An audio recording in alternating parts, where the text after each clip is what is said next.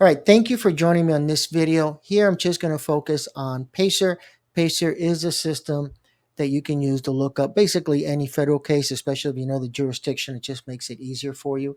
Now, I've already logged in just to skip that whole process, but you can see here how easy it is to sign up for an account.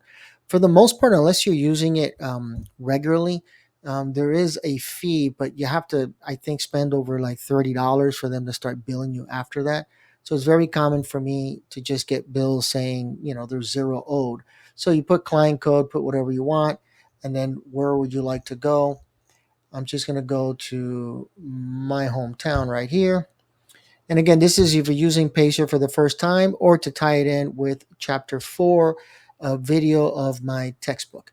Now, just to make sure, you can always, sometimes I didn't log out and I couldn't find a case. And then I realized I was in the middle district looking up for a case in the southern district, but you can always make sure. Now for query, I just did put in random numbers just to see the first one that popped up. And you see here, AP would be the judge.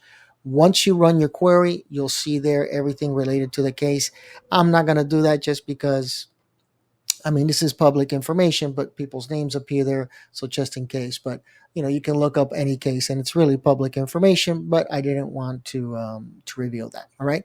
So any questions on enrolling in PACER, please feel free to post them in the comment section below.